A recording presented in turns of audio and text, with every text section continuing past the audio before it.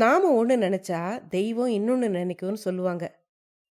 கல்யாணியோட கதையிலையும் அப்படித்தான் ஆச்சு. ஆனா முடிவு ஆனந்தமா அமைஞ்சுது. கல்யாணியுடைய கதையை சொல்லும் போதே அம்மைங்கிற நோய் அந்த காலத்துல எப்படி பார்க்கப்பட்டது, ஊர் மக்கள் அதை பார்த்து எப்படியெல்லாம் பயந்தாங்க அப்படின்னும் இந்த கதையில கதாசிரியர் சொல்லியிருக்காரு.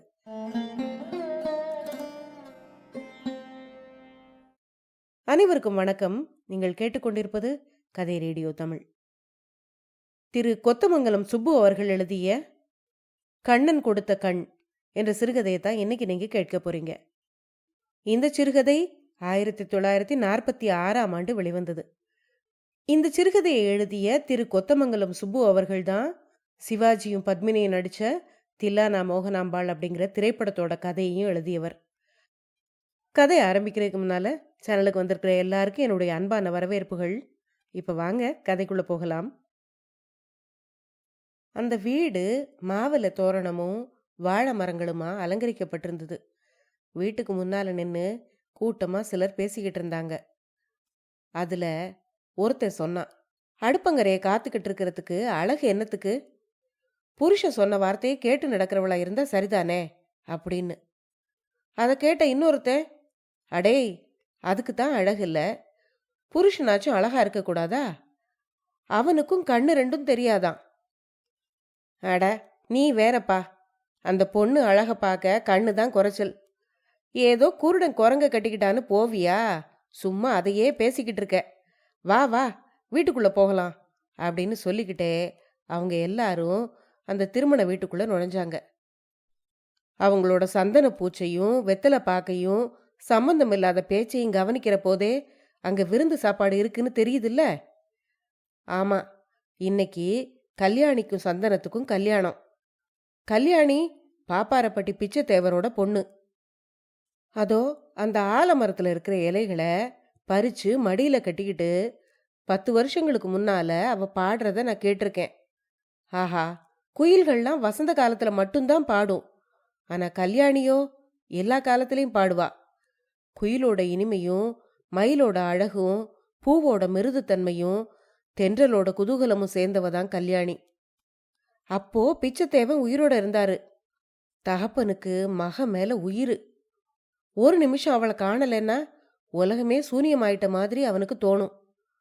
எப்பவும் தான் மகளோட அழகு, அவளோட பாட்டு, அவளோட பேச்சு, அவளோட கல்யாணம், அவளுக்கு பிறக்க போற குழந்தைகள், இத பத்தியே சிந்தனை செய்வான் அவன். இந்த உலகத்துல இருக்கிற மல்லிகை பூக்கள்லாம் தன்னுடைய மகளுக்காகத்தான் பூக்குதுன்னும், வானத்துல சந்திரனும் பூமியில இருக்கிற கடலும் கூட தன்னுடைய மகளோட சந்தோஷத்துக்காகத்தான் படைக்கப்பட்டிருக்குன்னு நினைப்பான். அவ்வளவு பிரியம் அவனுக்கு மகக்கிட்ட. ஆனா பிரியத்துக்கெல்லாம் விதி பயப்படுமா? விதியோட விளையாட்டுக்கு வரம்புதான் உண்டா? அது தன்னோட வேலையை செய்ய ஆரம்பிச்சுது. முதல்ல கல்யாணிக்கிட்ட இருந்து அவளோட அப்பாவை பிரிச்சுது. ரெண்டாவது, வயசு ஒன்ன தவிர மற்ற அழகு எல்லாத்தையும் அவகிட்ட இருந்து கொள்ளையடிச்சுக்கிட்டு போயிருச்சு. மூணாவதா, அவளை அவங்க சித்தப்பா மருதமுத்துவோட காலில் அடைக்கலம் புகிற மாதிரி செய்தது. விதியோட இந்த விளையாட்டை பத்தி தெரிஞ்சுக்காதவங்க எல்லாம் அந்த மாரியம்மனோட விளையாட்டுன்னு சொல்றாங்க. அந்த விளையாட்டு வந்த விதம் இதுதான். பிச்சைத்தேவனுக்கு ஒரு மருமக இருந்தான். அவன் பேரு காத்தமுத்து. திருச்சிராப்பள்ளியில ரயில்ல வேலை செஞ்சுக்கிட்டு இருந்தான் அவன். அவனுக்கு திடீர்னு வைசூரி கண்டுது. அந்த ஊர்ல இருந்தா ஆஸ்பத்திரிக்கு கொண்டு போய் விட்டுருவாங்கன்னு பயந்து ஒரு துணியை போத்திக்கிட்டு அவன் மாமரப்பட்டிக்கு வந்துட்டான். அவன் வந்த சமயத்துல பிச்சைத்தேவர் வீட்டுல இல்ல, வயலுக்கு போயிருந்தாரு. காத்தமுத்து வந்தது வராததுமா கல்யாணி கிட்ட காதோட விஷயத்த சொல்லி தன்னோட மாமனை கூட்டிட்டு வர சொன்னான். கல்யாணி வயலுக்கு ஓடுனா. அப்பா, மச்சான் வந்திருக்கு, அதுக்கு அம்மா வாத்திருக்குதான், உன்னை கூப்பிடுது அப்படின்னு சொன்னான். கல்யாணி போய் கூப்பிட்டப்போ வயல்ல பிச்சைத்தேவரை தவிர இன்னும் நிறைய பேர் இருந்தாங்க. கூட எத்தனையோ விவசாயிகள் வரப்பு வெட்டிக்கிட்டு இருந்தாங்க. கல்யாணி வந்து சொன்னதை கேட்டதுமே, ஐயோ நான் ஒருத்தன், ஆத்தா நான் ஒருத்தன், மற்றவங்கெல்லாம் பாம்பை மிதிச்ச மாதிரி பயந்து ஓடினாங்க. பிச்சைத்தேவரையும் கல்யாணியும் பார்க்கறதுக்கு கூட பயந்த மாதிரி அவங்க பதறி அடிச்சு ஓடிட்டாங்க. தாப்பனும் மகளும் வீட்டுக்கு வந்தாங்க. காத்தமுத்துவ கவனிச்சு படுக்க வச்சாங்க. வீட்டு வாசல்ல வேப்பிலைய சொருகுனாங்க. ஆஹா, அன்னைக்கு அந்த ஊரே பேய் பிடிச்ச மாதிரி நடிச்சுக்கிட்டு இருந்தது. அடுத்த நாள் காலையில பிச்சைத்தேவரோட வீட்டு வாசல்ல ஒரு ஆள் வந்து நின்னான். வந்தவன் பூசாரி கூப்பிடுறதா சொன்னான். பிச்சைத்தேவருக்கு வீட்டுல ஓய்வு இல்ல. அந்த பூசாரியே வீட்டுக்கு வரும்படி சொல்லி அனுப்புனான். ஆனா பூசாரி வீட்டுக்கு வரல. அடுத்த ஊர் தேவதையான அம்மன் வீட்டுக்கு வந்திருக்கும் போது தான் அங்க வர முடியாதுன்னு அவன் சொல்லி அனுப்பிட்டான். கொஞ்ச நேரம் கழிச்சு மறுபடியும் பிச்சைத்தேவரை கூப்பிடுறதுக்கு ஒரு ஆள் வந்தது. வந்தவன் ஊராரெல்லாம் சேர்ந்து கூட்டம் கூடி இருக்கிறதாகவும் பிச்சைத்தேவர் அந்த கூட்டத்துக்கு உடனே வரணும்னு ஊர் மக்கள் சேர்ந்து ஆணையிட்டு இருக்கிறதாகவும் வந்து சொன்னான். அதை கேட்டதும் பிச்சைத்தேவருக்கு உடம்பு நடுங்குச்சு. கூட்டத்துக்கு முன்னால கை கட்டி நிக்கிறதும் நேத்து பிறந்தவங்க எல்லாம் கேட்கிற கேள்விகளுக்கு பதில் சொல்றதும் அவனுக்கு என்னைக்குமே பிடிக்கிறதில்ல. தலையை குனிஞ்சுக்கிட்டே நடந்து வந்தான் அவன். கூடத்து வாசல்ல அரச மரத்தடியில நீளமா ஒரு கல் போடப்பட்டிருந்தது. பூசாரி முத்தையன் அது மேல உட்கார்ந்திருந்தான்.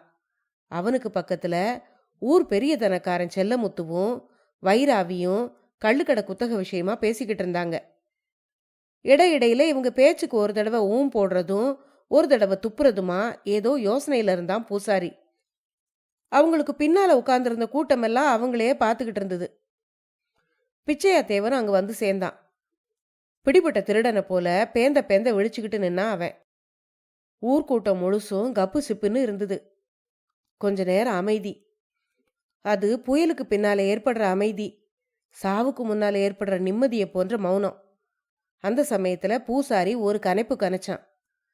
என்ன பிச்சைத்தேவரே, நீ செஞ்சது உனக்கே நியாயமா தெரியுதா அப்படின்னு ஒரு குண்டை தூக்கி எரிஞ்சான். இதத்தான் பிச்சை எதிர்பார்த்தான். இதுக்கு பதிலும் அவன் கூடவே கொண்டு வந்திருந்தான். நியாயம் தர்மமெல்லாம் யோசிச்சுக்கிட்டு இருந்தா அது வரையில நோக்காடு நிக்குமா? நீங்க தான் எல்லாரும் கூடி இருக்கீங்களே, நான் செய்தது நியாயமா நியாயம் இல்லையாங்கிறத நீங்களே சொல்லுங்க அப்படின்னு எரிச்சலோட சொன்னான் பிச்சைத்தேவன். அதை கேட்டு அங்க இருந்த முத்தையா, உன் வீட்டு சேதி மட்டும் இருந்தா சரி, இதுல ஊர்க்காரியம் கலந்துருக்கிறப்போ நீ யோசிக்கணுமா இல்லையா அப்படின்னு கேட்டான். உடனே பிச்சைத்தேவன், ஊருன்னு எதை சொல்றீங்க? என் வீடும் சேர்ந்தது தானே இந்த ஊரு அப்படின்னு கேட்டான். பிச்சையா தேவன் இப்படி கேட்டதும் பூசாரி திடுக்கிட்டு போனான். பிச்சையா தேவனுடைய வாயிலிருந்து வர்ற வார்த்தைகள் ஏருக்கு மாறா வர்றத அவன் புரிஞ்சுக்கிட்டான். அவனோட வார்த்தைகளை கொண்டே அவனை மடக்கணும்னு நினைச்சான். முத்தையா பிச்சையா தேவனை பார்த்து, நீயும் சேர்ந்ததுதான்ப்பா ஊரு, இல்லைன்னு சொல்லல. அதுக்காக அம்மா நோய் வந்தவனை வீட்டுக்குள்ள சேர்க்கிறப்போ ஊரை கேட்டுக்கிட்டா சேர்த்த அப்படின்னு கேட்டான்.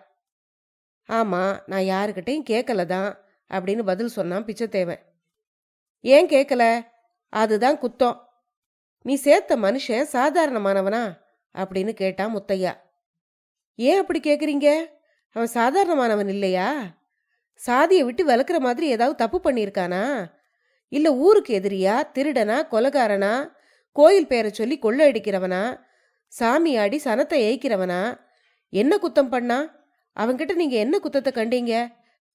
ஒரு மனுஷனுக்கு சீக்கு வர்றது குத்தமாய்யா? அந்த மனுஷன் அவனோட மாமன் வீட்டை தேடிக்கிட்டு வர்றது குத்தமாய்யா? வந்தவன் மேல மாமனுக்கு இறக்கம் வந்தது குத்தமாய்யா? எது குத்தம்? நல்ல வாயை திறந்து சொல்லுங்க ஐயா அப்படின்னு கேட்டான் பிச்சையா தேவன்.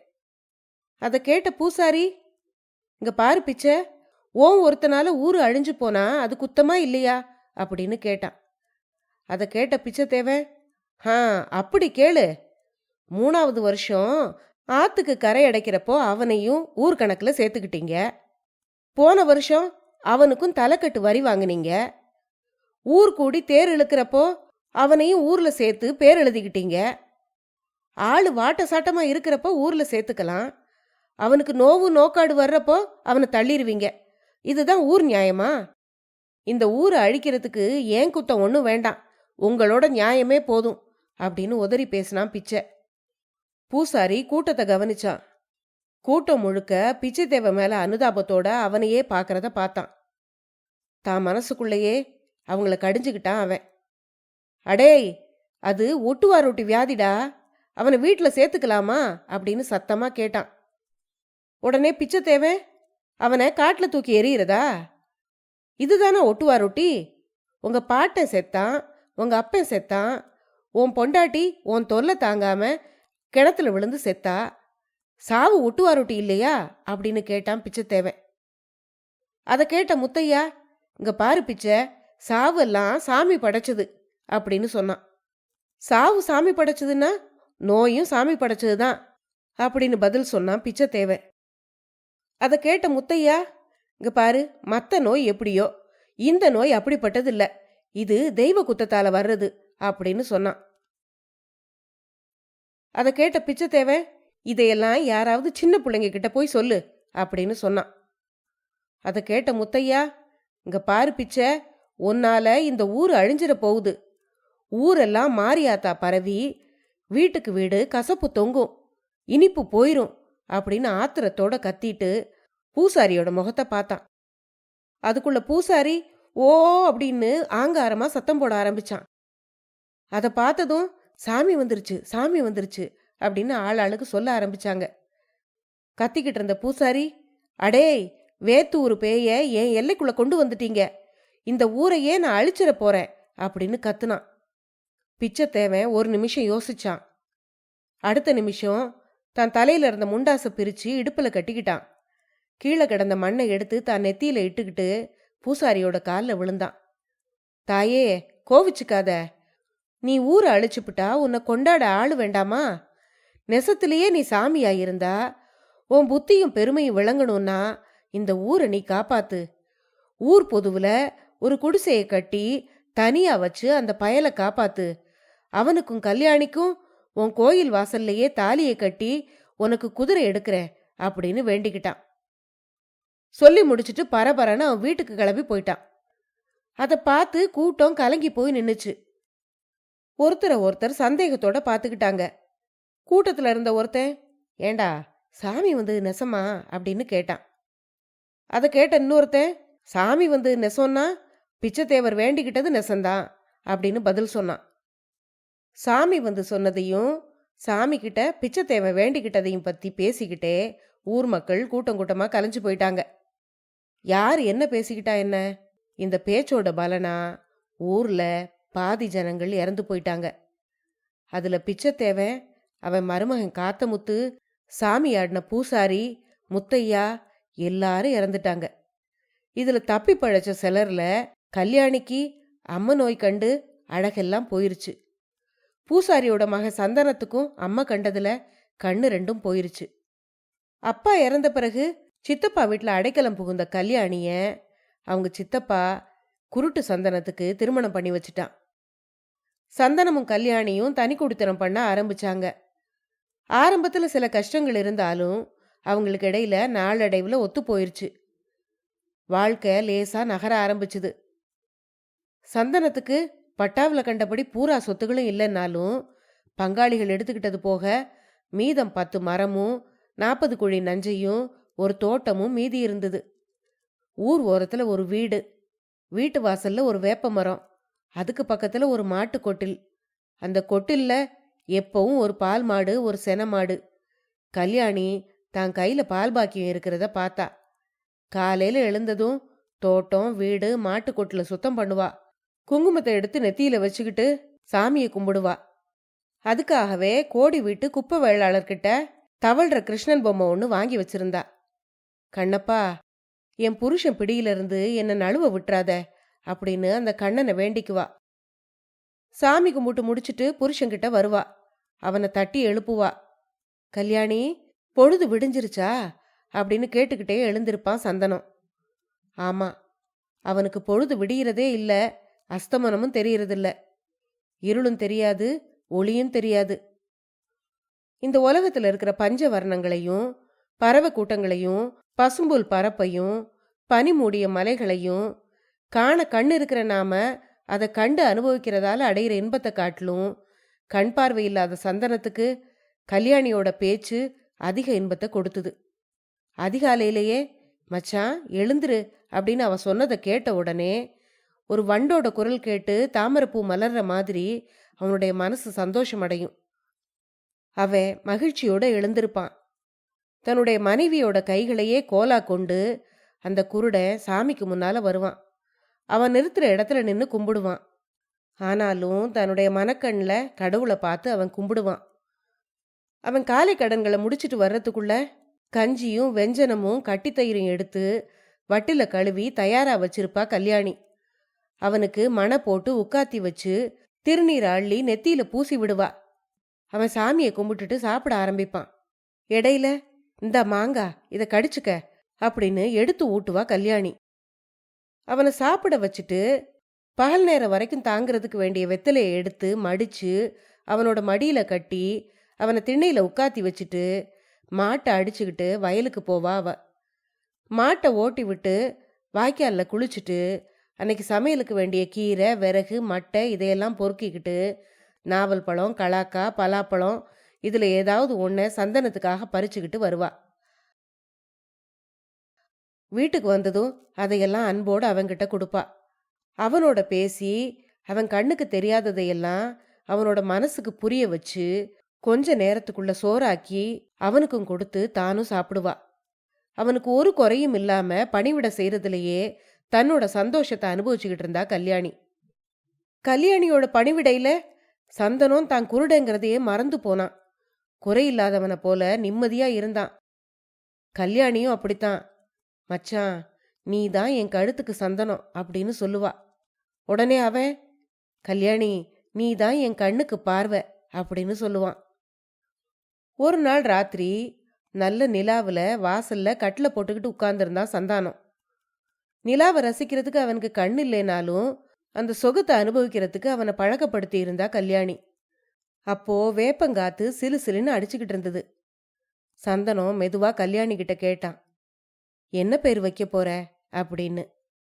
கல்யாணி பதில் எதுவும் சொல்லல. மெதுவா சத்தம் இல்லாம சிரிச்சா. சந்தனம் மெதுவா தன் கையை எடுத்து பறந்த வெளியில துளாவிக்கிட்டே வந்து அவளோட முகத்தை தொட்டான். குட்டி, என்ன பேர் வைக்க போற அப்படின்னு திரும்பவும் அன்போட கேட்டான். உங்க அப்பன் பேரு தான் அப்படின்னு வெக்கத்தோட சொன்னா கல்யாணி. அதை கேட்டதும் சந்தனம் சிரிச்சான். ஆமா, பிறக்க போறது பொம்பளை பிள்ளையாயிருந்தா அப்படின்னு கேட்டான். பொண்ணா இருந்தா மாரியம்மான்னு பேர் வைப்பேன் அப்படின்னு சொன்னா கல்யாணி. அதை கேட்ட சந்தனம், அந்த பேரையா வைக்க போற அப்படின்னு கேட்டான். ஆமா, அதுதானே எனக்கு உன்னை கொடுத்தது அப்படின்னு கேட்டா கல்யாணி. நீ சொல்றது சரிதான், ஆனா அதுதானே என் கண்ணை கெடுத்தது அப்படின்னா சந்தனம். அதை கேட்ட கல்யாணி, மச்சான், உண்மையிலேயே உனக்கு கண் இருந்திருந்தா என்னை கட்டிக்கிட்டு இருப்பியா? யாராவது அழகிய தேடி பிடிச்சில்ல கட்டியிருப்ப அப்படின்னு சிரிச்சுக்கிட்டே சொல்லிட்டு கட்டில ஏறி அவன் பக்கத்துல உட்கார்ந்தவ, இந்த ஊர்ல மாரியாத்தாள வையாதவங்களே கிடையாது, ஆனா நான் மட்டும் அந்த சாமியை கும்பிடாத நேரமே கிடையாது அப்படின்னு சொன்னான். அதை கேட்ட சந்தனம், ஏன் அப்படி அப்படின்னு கேட்டான். அதை கேட்ட கல்யாணி, இங்க பாரு, உன்னையும் என்னையும் ஒன்னா கட்டி வைக்கணும்னு அந்த சாமி நினைச்சிருக்கு. ஆனா உங்க அப்பனும் எங்க அப்பனும் ஏருக்கு மாறா இருந்தாங்க. உடனே சாமி எப்படிடா கல்யாணத்தை முடிக்கலான்னு பார்த்துச்சு. ஒரு விளையாட்டு விளையாடுச்சு. அந்த விளையாட்டுல எனக்கு அழகு போச்சு, உனக்கு கண்ணு போச்சு. எனக்கு மாப்பிள்ளை கிடைக்கல, உனக்கும் பொண்ணு கிடைக்கல. இந்த நிலைமை வந்ததும் நீயும் நானும் புருஷன் பொஞ்சாதி ஆயிட்டோம். இத செஞ்சு வச்ச சாமியை கும்பிட வேண்டாமா? நீயே சொல்லு அப்படின்னு அவனோட குருட்டு முகத்தை தன்னோட பக்கம் திருப்புனா கல்யாணி. மனைவி சொன்னதை கேட்டு சந்தனம் சந்தோஷத்துல ஆழ்ந்து போனான். கல்யாணி தான் மேல வச்சிருக்கிற காதலை நினைச்சு நினைச்சு வியந்தான். இருப்புள்ள, நமக்கு குழந்தை பிறக்கட்டும், நாம எல்லாரும் சேர்ந்து அந்த சாமியை கும்பிடுவோம் அப்படின்னு தழுதழுத்த குரல்ல சொன்னான். கல்யாணி சொன்ன மாதிரியே பூசாரி முத்தையா வந்து பிறந்தான். தகப்ப மடியில வளர்ந்தான், தவிழ்ந்தான், நடந்தான். தன்னோட தாலி சரட்டுல இருந்த குண்டு ரெண்டையும் கலட்டி வித்து செல்ல மகனுக்கு இடுப்புக்கு ஒரு அருணா கொடியும் வேப்பங்காமணியும் செய்து போட்டா கல்யாணி. கருத்த உடம்பும் சுருட்ட முடியுமா கிருஷ்ணன் பொம்மைய போலவே இருப்பான் பையன். குறுத்த பைய 8 மாதத்திலேயே நடக்க ஆரம்பிச்சிட்டான். வீடு முழுதும் ஓடி விளையாடுவான். மகனை தகப்பங்கிட்ட ஒப்படைச்சிட்டு கல்யாணி வேலைக்கு வெளியே போவா. குழந்தை புரியாத பாஷையில ஏதோ சொல்லுவான். சந்தனமும் பிரமாதமான ஏதோ விஷயம் போல அதை அக்கறையா கேட்டுக்கிட்டு இருப்பான். தகப்பனுக்கு பார்வை தெரியாது, மகனுக்கு பேச தெரியாது. ஆனா அல்லும் பகலும் 60 நாழிகையும் தந்தையும் மகனும் ஏதோ பேசிக்கிட்டு இருக்காங்க. இது என்ன? அன்பா, இன்பமா, ஏதோ ஒண்ணு. நம்மால புரிஞ்சுக்க முடியாத ஒண்ணு. கொஞ்ச நாளாவே சந்தனம் ஏதோ உடம்பு சரியில்லாதவன் போல இருந்தான். அடிக்கடி பெருமூச்சு விடுவான். ராத்திரியெல்லாம் தூங்குறதே இல்லை. சரியா பேசுறதும் இல்லை. சிரிப்பே அவனுக்கு மறந்து போயிருச்சு. அதே மாதிரி வேளா வேளைக்கு சாப்பிட்றதும் இல்லை, குளிக்கிறதும் இல்லை. எப்பவும் ஏதோ பிரம்ம பிடிச்ச மாதிரியே இருப்பான். கல்யாணியும் ஆனை மட்டும் அவங்கிட்ட கேட்டு பார்த்தா. அழுதா, வைத்தியரை கூட்டி வர்றதா சொன்னா. ஆனா சந்தனம் மறுத்துட்டான். ஒன்னும் தெரியல. ஒரு நாள் காலையில குழந்தை அடுப்படியில தவிழ்ந்துகிட்டு இருந்தான். கல்யாணி நெய் காய்ச்சறதுக்காக அடுப்படியில உட்கார்ந்துருந்தா. அடுப்பு எரிஞ்சுக்கிட்டு இருந்தது. சட்டியை அது மேல வச்சுட்டு வெண்ணெய தண்ணீரோட கலந்து பிசைஞ்சிட்டு பக்கத்துல இருந்த முறத்தை பார்த்தா. அதுல முருங்கை இலை இல்லை. உடனே பையனை தூக்கி சந்தனத்துக்கிட்ட கொடுத்தா. இந்தா புள்ளைய பார்த்துக்க, நான் நம்ம செல்வி வீட்டு தோட்டத்துல போய் 2 கிள்ளு முருங்கைக்கீரை கொண்டு வந்துடுறேன் அப்படின்னு சொல்லிட்டு போனான். உடனே சந்தனம், அங்க போய் சும்மா வாயை பார்த்துக்கிட்டு நிக்காத, போனம்மா வந்தமான்னு வந்துரு அப்படின்னு கடுப்பா சொன்னான். கல்யாணி வெளியே போனதுதான் தாமதம். குழந்தை அந்த வெண்ணெய் சட்டியையும் கொழுந்து விட்டு எறிகிற நெருப்போட அழகையும் கூர்மையா கவனிக்க ஆரம்பிச்சான். சந்தனம் மடியில இருக்கிற குழந்தைய தட்டி கொடுத்தான். பயலே, என்ன பண்ற அப்படின்னு கேட்டான். குழந்தை எதுவும் பதில் சொல்லல. தூக்க கலக்கமா இருப்பான்னு நினைச்சு மேல் துண்டை பக்கத்துல விரிச்சு அதுல குழந்தைய படுக்க வச்சான். அவனோட முதுகுல லேசா தட்டிக்கிட்டே ஏதோ யோசிக்க ஆரம்பிச்சான். அப்போ திடீர்னு தட்டிக்கிட்டு இருந்த கை தரையில பட்டுது. கொஞ்ச தூரம் தள்ளி தட்டினா அவன். அப்பவும் கை தரையில தான் தட்டிச்சு. முத்துப்பைய மெல்ல தவிழ்ந்து நடந்து அங்கிருந்து ஓடிட்டான். குருட்டு தகப்பனும் அந்த குழந்தைய பிடிக்கிறதுக்காக துரத்துனான். முத்துப்பையில, அப்பா இருக்கேன்ல, இங்க வந்துரு அப்படின்னு சொல்லிக்கிட்டே அங்கேயும் இங்கேயும் தேடினான். அப்போ குழந்தை நேரா அடுப்படிக்கு ஓடுற மாதிரி அதோட இடுப்பு மணி சத்தத்துல இருந்து அவனுக்கு விளங்குச்சு. அடுத்த நிமிஷம் அங்க சடபுடன்னு ஏதோ சத்தம் கேட்டுது.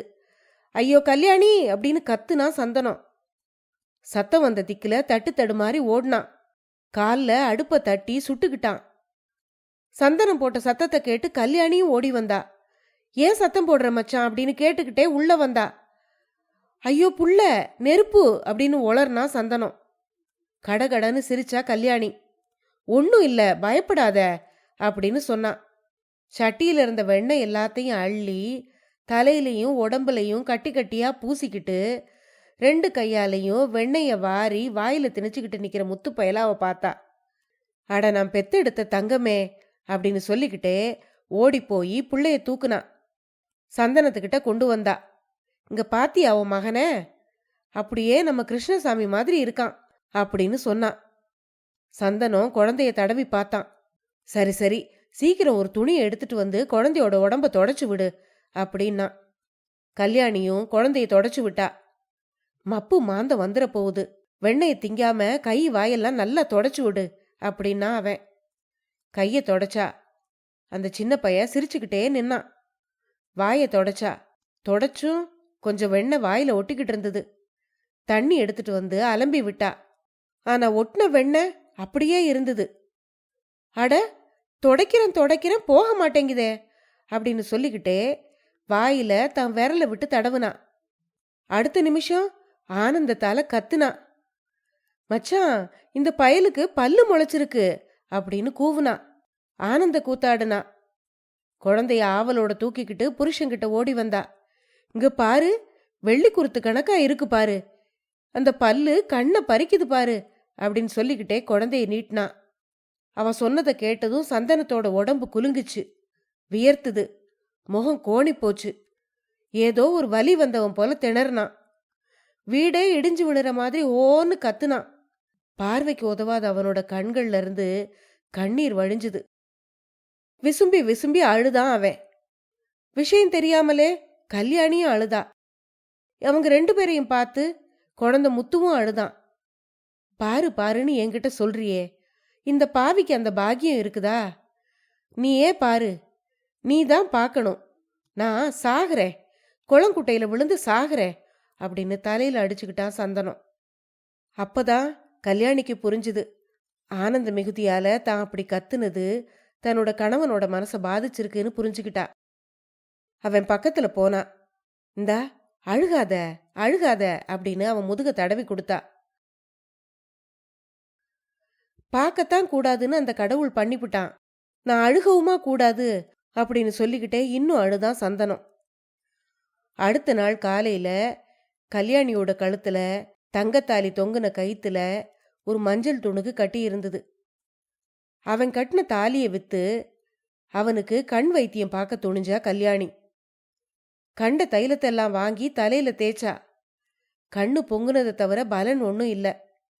கடைசியில அவனையும் கூட்டிக்கிட்டு திருப்பத்தூர் போய் சேர்ந்தா. சந்தனம் எவ்வளவோ மறுத்தான். பணச்செலவை தவிர பயன் ஒன்றும் ஏற்படாதுன்னு வாதாடினான். ஆனா கல்யாணி கேட்கல.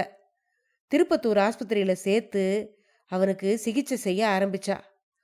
அங்க இருந்த டாக்டர் தங்கமானவர். தன்னோட குழந்தைய ஒரு குருட்டு தகப்பன் பார்க்குற சந்தோஷம் எப்படி இருக்குங்கிறது அவருக்கு தெரியும். தான் ஒரு சர்க்கார் அதிகாரி அப்படிங்கிற தோரணையை மட்டும் வச்சுக்காம ஜனங்களுக்கு உபகாரம் செய்கிற தொழிலாளிங்கிறதையும் மனசில் வச்சுக்கிட்டு அவனுக்கு சிகிச்சை செய்தார். அந்த மாரியாத்தாளோட கிருபையால சந்தனத்தோட கண்ணு மணிக்கு மேலே ஒரு தடிப்பு படர்ந்திருந்ததே தவிர அவனோட கண்மணி கெடாம இருந்தது. கல்யாணியோட அன்பும் டாக்டரோட சிகிச்சையும் சந்தனத்துக்கு உதவி செய்தது. கொஞ்சம் கொஞ்சமா அவனுக்கு கண் பார்வை வர ஆரம்பிச்சது. தினந்தோறும் காலையில டாக்டர் வருவாரு. அவர் வந்து அறையில நுழைஞ்ச உடனே கல்யாணி வெளியே போயிருவா. சந்தனத்தோட கண் கட்டு அவிழ்க்கப்படும். கை விரல்களை காட்டுவாங்க. காகிதத்தில் இருக்கிற படங்களை காட்டுவாங்க. சந்தனமும் அதெல்லாம் பார்த்து சொல்லுவான். ஆனா எதை பார்த்து என்ன பிரயோஜனம்? அவன் பார்க்க துடிச்சுக்கிட்டு இருக்கிற அந்த உருவங்கள் ரெண்டு மட்டும் அவன் முன்னால வர்றதே இல்லை. இப்படி கண்டதையெல்லாம் பார்த்தும் கூட சந்தனத்துக்கு கண்ணு கிடைச்சதா தோணவே இல்லை. அவன் ஒரு நாள் கல்யாணி கிட்ட, கல்யாணி, என் கண் கட்ட அவுக்கும் போதெல்லாம் நீ ஏன் என் எதிரில் வர்றதில்ல அப்படின்னு கேட்கவே செய்துட்டான். இதுக்கு கல்யாணி சொன்ன பதில் இதுதான். மச்சான், நம்ம வீட்டில் சாமி இருக்கு. உனக்கு கண்ணு கிடைச்சதும் நீ அதைத்தான் முதல்ல பார்க்கணும் அப்படின்னு சொன்னான். ஏன் புள்ள, உன்னை கூட நான் பார்க்க கூடாதா அப்படின்னு கேட்டான் அவன். மச்சான், என்னோட அழக நீ பார்த்துப்புட்டா ஏண்டா நமக்கு இந்த கண்ணு திரும்பி வந்துச்சுன்னு நீ வருத்தப்படுவ அப்படின்னு சொன்னா கல்யாணி. அதை கேட்ட சந்தனம், ஏன் கண்ணு எனக்கே துரோகம் பண்ணாது அப்படின்னு சொல்லிட்டு சிரிச்சான். அவனுக்கு பதில் சொல்ல கல்யாணி அங்க இல்ல. தன்னோட அழக நினைச்சு அழுதபடியே வெளியே போயிட்டா. குறிப்பிட்ட தேதி அன்னைக்கு சந்தனம் வீட்டுக்கு அழைச்சிட்டு வரப்பட்டான். அன்னைக்கு காலையில இருந்தே கல்யாணிக்கு வேலை சரியா இருந்தது. வீடு முழுசையும் மெழுகுனா. இழையழையா கோலம் போட்டா. பவள மல்லிகை மரத்தை உலுக்கி பூவை பொறுக்கிட்டு வந்தா. அதுலயும் திருப்தி அடையாம பூவாண்டியோட காலில் விழுந்து ஒரு பச்சை மாலையும் வாங்கிட்டு வந்தா. தேங்காய், பழம், பூ எல்லாத்தையும் கிருஷ்ணனுடைய விக்கிரகத்துக்கு முன்னால கொண்டு போய் அழகா வச்சுட்டு பட்டுப்பட்டா மஞ்சளை பூசி குளிச்சா. நெத்தியில குங்குமம் வச்சு கொண்டைய அள்ளி சொருகிக்கிட்டு நெய் விளக்கேத்துனா. ஆவலோட மச்சான் அப்படின்னு கூப்பிட்டா. சந்தனம் கண்ணுல கட்டோட வாசல் படி அருகில வந்து நின்னான். உள்ள சாமிக்கு எதிர போய் நின்னுக்க. கட்டை அவிழ்த்துட்டு சாமியை கும்பிடு. எதுத்தாப்புல பூ மாலையெல்லாம் வச்சிருக்கேன். அம்புட்டையும் அள்ளி உன் கையால சாமிக்கு போட்டுட்டு அலங்காரம் பண்ணிப்புட்டு, சாமி, ஆண்டவனே, கண்ணை கொடுத்த கடவுளே அப்படின்னு சொல்லி கும்பிடு. அப்புறம் என்ன கூப்பிடு, நான் வரேன் அப்படின்னு சொன்னான். சந்தனமும் அவ சொன்ன மாதிரியே உள்ள போனான். கல்யாணியோட அன்பை நினைக்க நினைக்க அவனுக்கு உடம்பெல்லாம் பூரிச்சுது. சாமிக்கு எதிரில் போய் நின்னான். 2 கைகளும் நடுங்குச்சு. கண்ணுல இருந்த கட்டை அவனால அவிழ்க்க முடியல. மனம் அல அலையா எண்ணங்களை அள்ளி வீசிக்கிட்டு இருந்தது. மெதுவா கண்கட்டை பக்குவமா நீக்கினான். கண்கள்ல ஆனந்த கண்ணீர் வழிய 2 கண்களையும் விரிச்சு பார்த்தான். ஆஹா, அவன் கண்ட காட்சியை எப்படி வர்ணிக்கிறது? மேல பூமாலை, கையில வாழைப்பழம், வாய் மென்னுகிட்டு இருந்தது. சுருட்ட சுருட்டையா இருந்த தலைமுடியில பவள மல்லிகை பூக்கள் நட்சத்திரங்களை போல தெரிஞ்சுது. கள்ளங்கபடம் இல்லாத அந்த முகத்துல குறும்பு சிரிப்பு தெரிஞ்சுது. அரும்பு வரிசை போல பற்களை திறந்துகிட்டு முத்துப்பைய அவங்க அப்பாவை பார்த்து ஆனந்தமா சிரிச்சான். அதை பார்த்து அவங்க அப்பன் பிரமிச்சு போனான். 2 கைகளையும் நீட்டினான். கண்ணை கொடுத்த கடவுளே அப்படின்னு ஆவலோட தன்னோட மகனை தழுவிக்கிட்டான். கல்யாணி, இங்க வந்து பாரு உன் மகனை, நெசத்திலேயே அவன் கிருஷ்ணசாமி ஆயிட்டான் அப்படின்னு கத்துனான். வேகமா உள்ள ஓடி வந்தா கல்யாணி. வந்தவ தன் மகனை பார்த்தா. அட பாவி, சாமிக்கு வச்சிருந்த பூவை நீ அள்ளி போட்டுக்கிட்டியா அப்படின்னு சொல்லிட்டு பையனை கண்கொட்டாம பார்த்தா. அம்மா சொன்னதை அந்த குறும்புக்கார பைய கவனிக்கல. அவன் இன்னொரு பூமாலையை எடுத்து தான் தலையில சுத்திக்கிட்டு எதிரில் இருக்கிற கிருஷ்ணன் படத்தை விழுந்து கும்பிட்டான். அதுவும் அவங்க அம்மா கும்பிடுறது போல மண்டிக்கிட்டு கும்பிட்டான். அந்த சின்ன பைய சாமி கும்பிடுறத பார்த்து தாயும் தகப்பனும் சந்தோஷமா சிரிச்சாங்க. அவங்களும் ஓடி வந்து மகனோட சேர்ந்து அந்த சின்ன கண்ணன் சிலையை வணங்குனாங்க. தாயும் தகப்பனும் தலை குனிஞ்சு சாமியை கும்பிட்டுக்கிட்டு இருந்த நேரத்துல குப்பை வேளார் கொடுத்த கிருஷ்ண விக்கிரகமும் எதிரில் இருக்கிற நடமாடும் கிருஷ்ணனும் ஒருத்தரை ஒருத்தர் பார்த்துக்கிட்டாங்க. அவங்க 2 பேர் முகத்திலையும் மலர்ந்த புன்சிரிப்ப கல்யாணியும் சந்தனமும் பார்க்கல. ஆனாலும் அதுக்கு பிறகு தங்களுடைய குடும்ப வாழ்க்கையில அந்த ஆண்டவனோட அருள் கனிந்த பார்வையால இணையில்லாத ஆனந்தத்தை அவங்க அனுபவிச்சாங்க. கதை முடிவடைந்தது. இந்த கதையை பற்றி உங்களுடைய கருத்துக்களை மறக்காம கமெண்ட்ல சொல்லுங்க. அடுத்த பதிவில் இன்னொரு சுவாரஸ்யமான கதையுடன் சந்திப்போம். நன்றி.